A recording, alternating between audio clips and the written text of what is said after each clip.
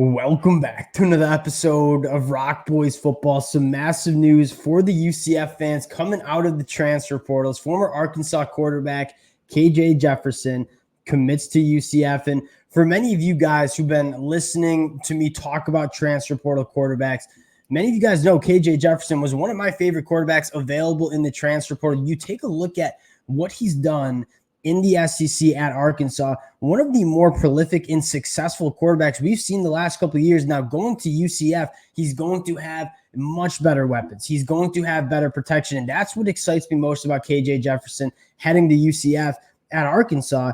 This was a guy that elevated this offense where there were a lot of things working against him. He was getting sacked 13% of his dropbacks. That was 132nd in the country, faced over 125 pressures in 2023. Certainly didn't have the weapons UCF has on the outside. You put KJ Jefferson in this offense with all the playmakers around him, Gus Malzahn designing it. This is a massive get for UCF. You take a look at this offense, one of the offenses that was already one of the better units, not only in the Big 12, but in the entire country last year. You got to think they're going to be taking a step. And Javon Baker coming back, a receiver that I think is one of the best in the Big 12. RJ Harvey, arguably the best running back in the Big 12, coming back. Hopefully, Kobe Hudson too. And you talk about trying to get Kobe Hudson back for one more year. KJ Jefferson certainly going to help that cause. This UCF offense in 2024 with KJ Jefferson at the helm is extremely exciting. Really excited to get into KJ Jefferson, do a little conversation about where this UCF program is going. Before we get into it, just want to say thank you to you guys. This has been a blast covering the transfer portal and this kind of a wild last couple of weeks in college football. The amount of support you guys have shown has been absolutely amazing. Cannot thank you guys enough. If you guys do enjoy the content, consider subscribing to the channel. And without further ado, let's get into KJ Jefferson. But I first want to start with where this UCF program is going. And I think landing this commitment from KJ Jefferson kind of signifies where UCF is as a program. And we talked about this a lot in the summer.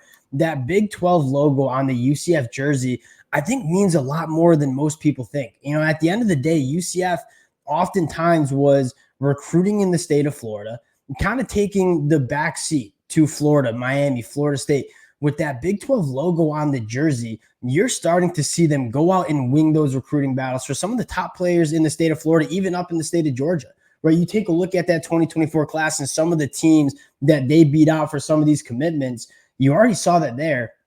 And then with KJ Jefferson coming to UCF, I mean, with programs like Miami going after him, it goes to show where this UCF program is at. And you look at checks or the boxes that you want to see checked for this UCF program to take that step. One, Gus Malzahn, just one of the more underrated coaches in all of college football. You're in the state of Florida, surrounded by a ton of high school talent. You have all the facilities and the culture and the winning football at UCF.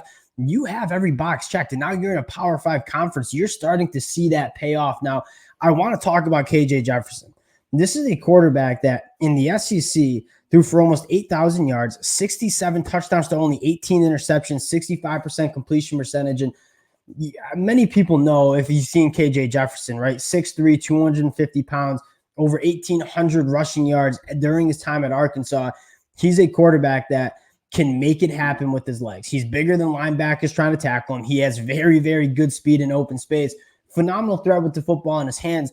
KJ Jefferson does not get enough credit for what he can do from the pocket. And I feel like because he's such a good athlete in running the football, many people write off what he can do as a pocket passer. Again, almost 8,000 yards, 67 passing touchdowns during his career at Arkansas in an offense that was probably outmanned a majority of his playing time at Arkansas, right? The wide receivers were never that great for Arkansas. The offensive line in 2023 was a complete disaster.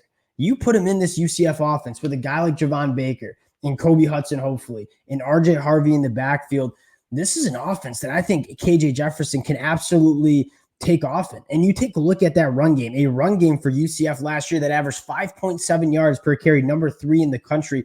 KJ Jefferson is only going to help that. John Rice Plumlee did a phenomenal job stimulating that run game. KJ Jefferson can certainly play that role, but what I think you're going to see more of is a little bit more of a consistent downfield attack. I mean, you have, if Kobe Hudson comes back, and I haven't seen any official news on him, if you guys know anything, please let me know in the comment section. Javon Baker, Kobe Hudson in 2024 might be the best wide receiver duo in that Big 12 conference. And now you add a dynamic quarterback in KJ Jefferson. Not only is that run game going to continue to excel with a guy like RJ Harvey and KJ Jefferson in the backfield, you're going to be able to push the football down the field, and teams are going to want to load the box against UCF. Well, guess what? Javon Baker, Kobe Hudson, two of the more better deep threat wide receivers in the entire country.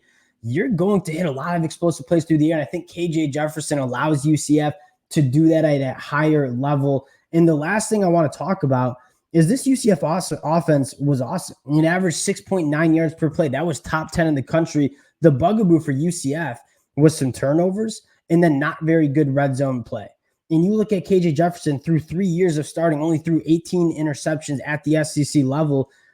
I think, one, the turnovers will get a lot better with KJ Jefferson. He takes care of the football at a high level. More importantly, I think the red zone gets better. And again, UCF could move the football almost at will at times, but when they got inside the 20, that's when they struggled. They were 113th in the red zone last year.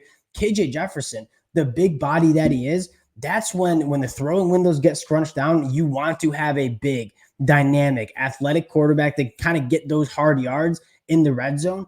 I would expect KJ Jefferson to massively improve UCF in the red zone as well. So you look at UCF, that offense seemingly going to be the same, if not take a step in 2024, but you combine that with the red zone efficiency going in the right direction.